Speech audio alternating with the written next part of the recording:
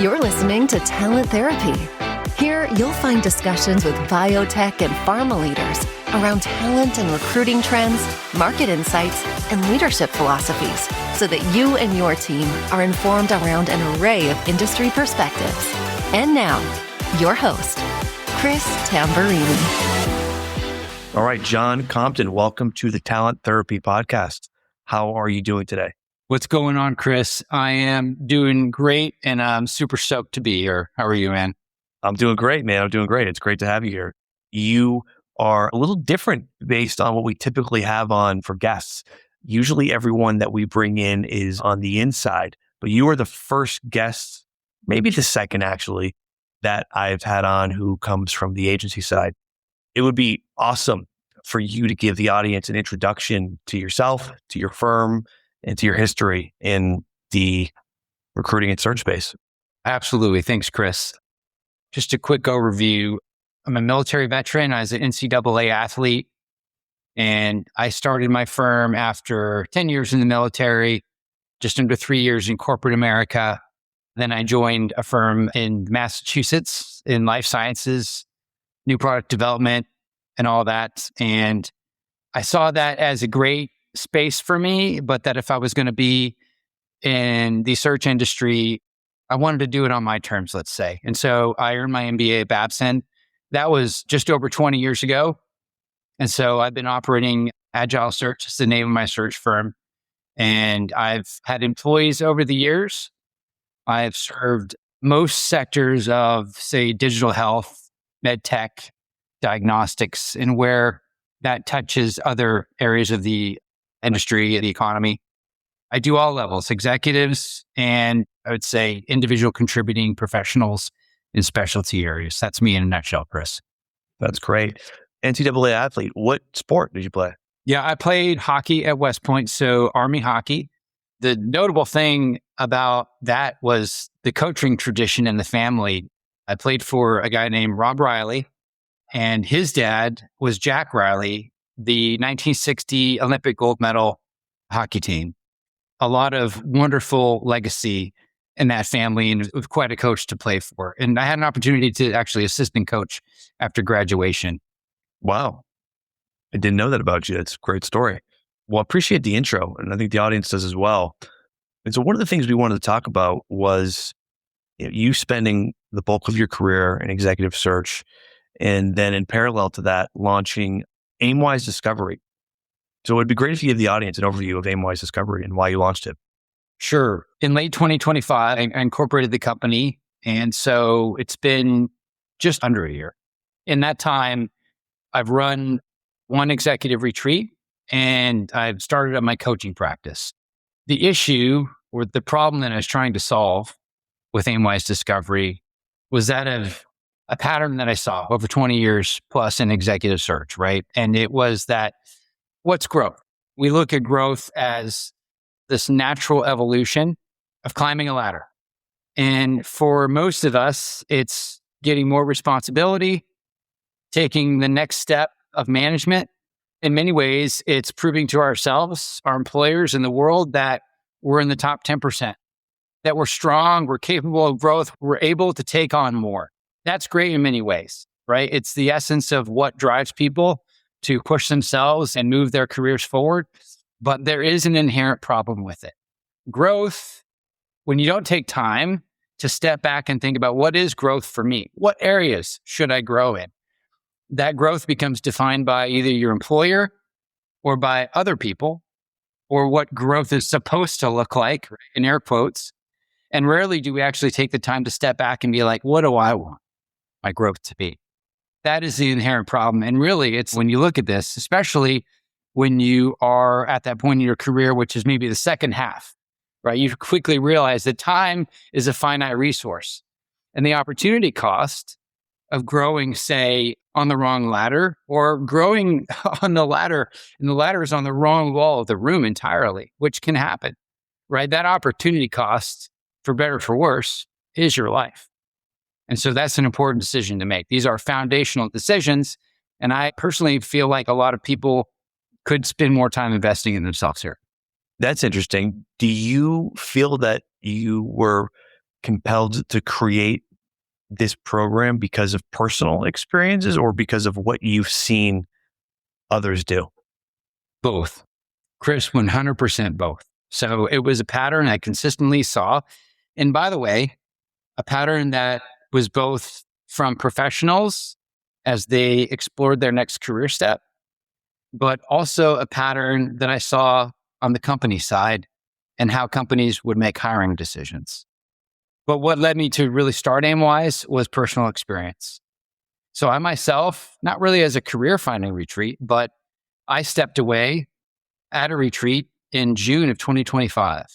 And that was actually at a Chris Robbins retreat, husband of Mel Robbins. Chris is also a Babson MBA. And I really landed on his retreat experience through a Mel Robinson podcast and identifying with his experience as an entrepreneur. And so I wound up there in a cohort of 10, 11 other dudes who were seeking something, not all career oriented. Mine was. And I left that retreat 100% knowing that I was built to start a retreat company around career discovery. So since that retreat, I've really been building this in many ways and developing a team of advisors to help me do it not on my own. I'm a solopreneur in this venture, but have a lot of great advisors. Yeah. We can get into as many details on this as you'd like or not, but what specifically in your career, what did you feel that maybe you didn't get that you were hoping to get to this point? If it's okay that I ask.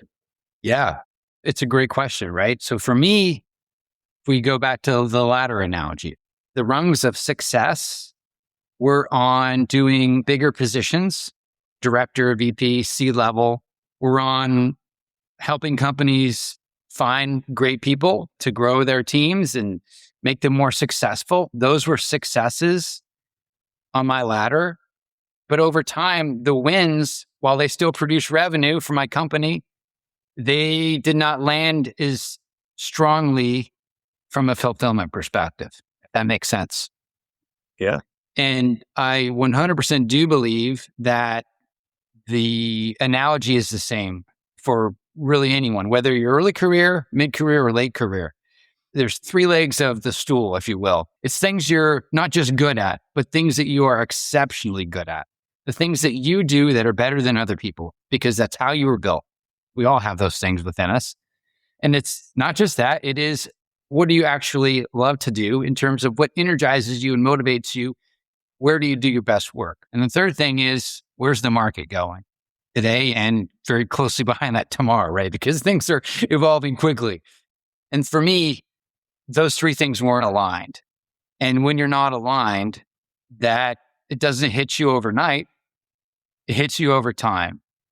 A quiet voice hits you over time. And suddenly 5, 10 years being unaligned, you're just not bringing the best of yourself. Even if you're having success for your employer or monetarily, this is the key insight. It made a change for me. The important thing is that we get up and we not just go to work to create value, but that we actually enjoy it. Yeah. So broader fulfillment, really, beyond just career milestones that maybe are quantified versus being fully qualified. There you go. Yep. It's very interesting. So I'd love to hear about these retreats and how an Aimwise Discovery retreat actually works and really what you started to address the problem, but what problem or problems that these retreats can help address. So for executives, we do it over 3 days. For early career, we take 4 days, right? And so the general process is I do 3 curated assessments that you take before you show up. And then really the first day is helping. By the way, the magic happens in a cohort environment. You realize very quickly that your peers, they're all going through similar decisions, but one size fits one. All the variables are different. People are very unique. The first part of the retreat is really helping each other understand one another. Chris Timbers, what are you really good at? What are you terrible at? We're very honest. We're very candid and sincere and authentic. And we get to know each other through that lens of what we're great at. And then it's taking that in terms of like, what are you not good at, but what do you actually love to do? Where do you do your best work? And then it's really lining up the market dynamics. So that's like the mid part of the retreat.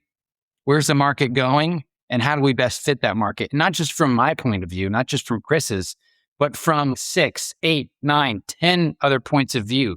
Because when you get in a group of peers, you've all got very valuable different experiences, different industries. And so when you get that perspective and you get just like a team, you're helping each other evolve and improve because you're trying to solve the same problem for each other. That's when the magic starts to happen. And then the third phase of the retreat, you start building a plan. For the young people, we do active networking with people, like live networking with people who may become a mentor for them down the road. For the executives, we're more workshopping. We're practicing our value proposition to each other. Just so like, can people remember what your value is so they can walk away and become a champion for you? So it operates, especially if you've been through an accelerator program, where startup founders go into an accelerator so that you can get really refined on your pitch, your messaging, and you can take it to world for the results, which is raising capital so you can go make an impact with your big idea. So this is much the same, but for an individual. And that's where transformation occurs. When you leave and you have an action plan that you actually are motivated to execute and get forward momentum with your career. You mentioned tools in moments that shift things for people. I mean, what you mentioned, would you consider these the kind of the tools that help shift things for people, or are there different strategies that you're taking and implementing to shift things for individuals who are at these retreats? I would say at a foundational level, the tool is confidence building. Get to know yourself better, see your situation, not just through your own eyes, but through other people's eyes, and then building a plan, messaging, and everything so you can take the best of yourself to the market for better results. That's a tool in itself, the process and peer group. But if I were to say, what one tool within a retreat or through a coaching program, if you can't make it to retreat, what's one tool that really helps people transform? It's understanding the context of what they do best against what the market needs. What does the world need today? And so at the retreat, we do an exercise where it's a market opportunity roundtable where we all have different unique lenses and we share opportunities that we think based on our lens might be something that Chris Tamburu would want to consider. And this generates some ideas from people. We balance that against some things that AI might create for us based on our profiles, our resume, our strengths, interview questions we ask, what hobbies do you love to do, things that are a little bit outside the box just to be a thinking partner. And then we whittle those down to some really practical directions that you can take your career for next steps. The important thing is that you're just not locked into the one thing that, senior manager of this and that becomes director or associate director of this and that. That is definitely not where the world is going. It's where the world has been. Yeah. Really interesting. So for people who are interested in these retreats, but they can't attend a full retreat right now, what's something that they can do to make their next career move significantly better and more intentional? The one thing would really to understand not just what you're good at and what's been bringing you success, but try to get clear on what you are great at that other people don't do as well as you. And it's self-reflection, but it can be querying your friends and family and people who know you in the workplace. Oftentimes we're scared to do that, right? What am I really good at? Oftentimes it might surprise us. That's good. So getting clear on that and then taking that to the market. So it's taking that you're really good at and linking it up with what the market needs now, right? And the world needs so many things these days. And it depends where you are in your career and what kind of risk you can take, obviously. I'm not saying people should quit your job you've been successful at for 15 years and go do something you're passionate about. That is not always the right answer. Absolutely not. But you can make very deliberate decisions around your career by taking much more into account than most of us give ourselves credit for. That's all I'm saying. If you were to predict or guess the percentage of people that you know, or in general, that are in the workforce that are on a career trajectory that they don't like, What would it be? And when I say they don't like, I mean, they don't feel fulfilled. I certainly don't want to come across as being idealistic in how we look at this, right? Rarely do people who make good money get out of bed and go to work and say, I love what I do 100% of the time. That is probably not the case. But if I were just to say, like, people who are in a career, I say, how many people actually like what they're doing? I would say probably 60 to 70%, depending on the industry, like what they're doing. That leaves a lot of room for improvement. Even if you are in that 60% who likes what you're doing, do you love what you're doing? Loving what you're doing is what creates transformational careers. Loving what you're doing is what makes companies have breakthroughs. And I think we all actually deserve to love what we're doing. Do you think it's possible to love what you're doing all of the time in a career? No. And that's also not what I mean. I'm just going to take, maybe this is because it's my dream job, but let's say being head coach of an NCAA team. I love coaching. I love athletics, right? I don't watch a ton of athletics on TV anymore, but I love the uncertainty of sports, just like it's uncertainty of business. You can bring the best team to the game. You can do everything right, but you don't know how the chips are going to fall on game day. And so just to your question, do you love every day? No. A head coach does not love when his team loses or her team loses. You do not love that. It's painful, but you love your job. You love that you have another chance tomorrow to show up to practice, watch the videos, learn from your mistakes, get better. I look at people's careers much the same way. One of the coaching engagements I have right now as an executive is at a major pharma. Most of my work is in the device world, and this person actually is in the device world of this pharma and ready to go for some big roles, VP spots, but getting number 2 and number 3, internally and externally. Loves his job, but needs to practice some more in terms of great at skills. But what separates the VP and the C-level, it's communication. And so it's learning how to interview better, learning how to position your value in a way that doesn't seem like you're selling yourself, but lands naturally. So like, this is the person I need to hire right now. It's going to solve the problems that I have and is going to be exactly who we need on the team for where the company's going. And that same skill, if you will, is what all of us need to take into the career world. We need to be that hire that makes sense to the company. Yeah, that's great. Can you share a story of a common transformation you've seen from someone who went through the Aimwise Discovery program? Yeah, I can't share a common transformation yet because we're just under 1 year in, but I will share a recent transformation. And this was a young person I was referred to, athlete, college grad, international business degree. Person had been successful. Yeah, I would say definitely top 10% in their early stage of their life. And in their first role, crushed it the first quarter and quickly moved from crushing it to not crushing it and found themselves in a tough place. Dare I say, failing. Wasn't fired, but decided that this role was so much not a fit, they were ready to start over. So mutually decided with their boss to leave the company with some support, but jumped out, this is about a year ago, jumped out into a very challenging job market. So another blow to the confidence, living at home, getting a little bit isolated. That went by for a few months. And then I was put in contact through a mutual friend, started coaching this person for 2 months. Right now, they are working a part-time job that pays the bills, builds their network, while they work on their real estate license for commercial real estate, which is something that they are both inclined toward, have absolute strengths in, and are very motivated. What I think is a very practical blueprint that a lot of young people can apply in a tough job market. Sometimes you take the best of what you have and apply it, even if it's not your dream job, in a role where you can meet your needs. And while you're meeting your needs, work towards something else that will get you where you want to go. That's a great story. Is that what it looks like when someone finally makes the career move that kind of energizes them? Is that an example? Are there other examples? Or would you say that's what it looks like? Is it sounds like the person was struggling. Sounds like they reevaluated. Sounds like they made some moves. And now they're in a direction that looks fulfilling. But is there anything else?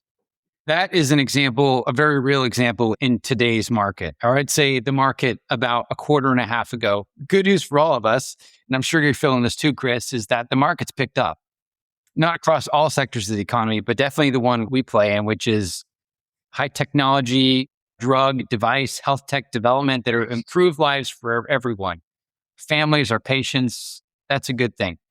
What I think this example is indicative of the job market today for young people. And if I wanted anything, I want the parent, the grandparent, the person with friends who have anybody in their 20s or 30s who might be struggling a little bit with their career. What we don't want is people to give up. And all it takes sometimes is a little step back, away from the noise, a little reflection, a little self-learning, and sometimes some coaching, sometimes some positivity. And to me, that can get people moving in the right direction. That's a big step. Yeah, I like it. This is great. It seems as though there's a focus right now for you on the younger generation, up and comers, people who are probably the generation before me. Do you think that the results, because you hear a lot about this in the younger generations, do you think the results of the younger generation having more trouble in the job market has to do with the economy, has to do with AI, has to do with how the generation grew up and the expectations that they might have because of things like social media? What are your thoughts there? Oh, man, that is a huge question. And my gut is all of the above. And it impacts different people in different ways. Not to go back to the one size fits one, but I think we're all truly unique. As a recruiter, and sure, you and I could probably philosophize this for a long time, but AI has changed a lot of things right now. And the recruiting market in particular there's a lot of noise. You post a job, there's 1,000 applicants, some appropriate, a lot not. Breaking through the noise is something that none of us have really become accustomed to. The hidden job market or the roles that aren't even posted, where there may be opportunities at companies to get hired, but they're not public. This has always existed. AI has, in my mind, and the market today has, in my mind, just made those roles that much more important to both realize and to position yourself for. AI has created this thing where businesses across the board oftentimes don't know exactly what they need in terms of hiring right now. They know they need AI. They know their employees are using AI. The processes and structures around that, the workflows, if you will, all that is a little bit unknown. And this has come out. I'm sure you've seen the same studies through Harvard Business School and McKinsey. And it's like all businesses need AI. Do they have the process and structures to actually capitalize and leverage on it? We're getting there.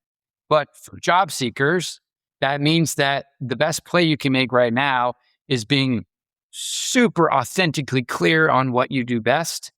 This term identity capital, if you've heard of it, it's distilling the best of you that is worth something in the market. And it's not a laundry list. It is not an exhaustive, detailed thing of everything you've done. It is the things you've done that matter today. When you can take that to the right business or really person at the business who's a decision maker through a coffee, a call, an introduction, when you can take that essence, your identity capital, and line it up with the business problem, then you're uncovering real needs at companies. You might get hired for a role that doesn't even exist. That's the reality today. Maybe it wasn't last year because nobody was hiring, but this year when companies are hiring and sometimes they don't know exactly what they need, if you are the person that is in front of them who solves their problems, you're at least going to get a look. That can be a great thing for a job that does get opened up. So that's where my head is on the market. There's a lot of problems, but in my mind, that's how you solve it today. Yeah, that's some interesting philosophy. So last thing here, if you were to give anyone career-changing advice, or rather advice to somebody who is about to change careers, what advice would you give them? Make the decision not just based on your past not just based on everything you've done, but based on where your trajectory is. So look at the types of problems you've solved, types of things you've overcome, the challenges you beat. By the way, it's not just in the workplace. These are things like the failure I mentioned from the young person last time. That failure can become the greatest catalyst for the big thing they're going to achieve down the road. Failure can be very powerful if we learn from it. So professionally and personally, when you take the best of you in the past and also say, where can I apply that for where I'm going and match that up to a company on the same trajectory, oftentimes those are going to be the best opportunities for you. Are they going to be hard to find? Absolutely. It is not just saying, I'm going to apply to that job because I've got the skills for it. I got 4 out of 5 things you're looking for. Hit apply.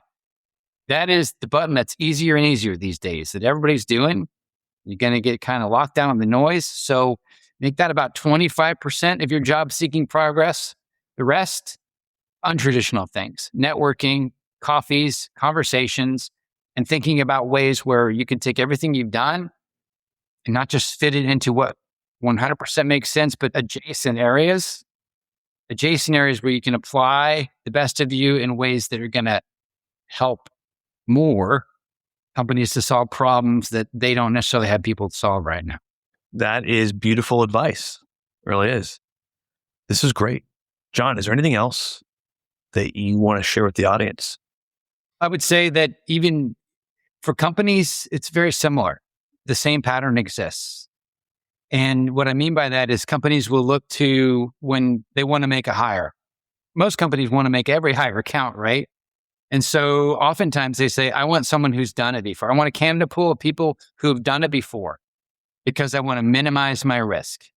And I would say it is exactly the same on the company side. When you minimize your risk, that can be good, but you're also minimizing your upside. This is a struggle that we deal with every day in recruiting. Yes. And so what I ask the companies that I work with to consider is we will show you people who have been there, done that. And we're going to show you people who haven't been there, done that, that based on some things they've done, their trajectory matches yours and what you want to get done for this role. And we ask that you scorecard those people objectively, and then you compare and you see who the better fit is. And so in my mind, that becomes a transformational experience for a company and regarding their hiring, whereas you're not going to lose everything. You're just going to compare a little bit more and take some time to look at people who might be a little more out of the box. And so similarly, on the candidate side, that's all you're doing. You're not just minimizing your risk by going for jobs that clearly make sense. You're going to maximize your upside by going for jobs that are out of the box a little bit and scorecarding them appropriately. Yeah, that's interesting. I feel like that's a topic we could talk about for a long time. Have you seen success on the client side with taking that approach? I feel like it's the minority of hiring teams would take that approach. However, some will take that approach. Well, they'll broaden things up and they'll look at somebody for maybe their potential versus what their resume says and what they've actually done. How open have you found companies to that approach? Few companies are open to it. Yeah. The ones that are, it can be transformational for them. Yeah. That's a really good concluding note. I like that note. As the job market becomes more dynamic and the job market changes and the amount of skills that are on the job market changes due to a whole group of professionals retiring over the next 5 to 10 years, that mentality, I think, could be really helpful. So it's a great concluding note. Absolutely. And I will put the nail in the coffin, if you will, be like, to do our best work, we all need to be growing and learning. If we're not growing and learning, then we kind of been there, done that already. Some people are better at being there, done that than others, but all of us need to be learning. So if you just take that fact and put it into the performance equation, it definitely develops an argument for looking at those people who haven't been there and done all of it, right? Yeah. If you want to maximize outcomes. Absolutely. John, thank you. This is a great session. Very much appreciate you being a guest. Chris, I love what you're doing with the podcast, and thank you for having me on. It's been a real pleasure. Absolutely. Thanks for listening to Talent Therapy with Chris Tamburini. This show is for entertainment purposes and is copywritten by Ronan Vance, LLC.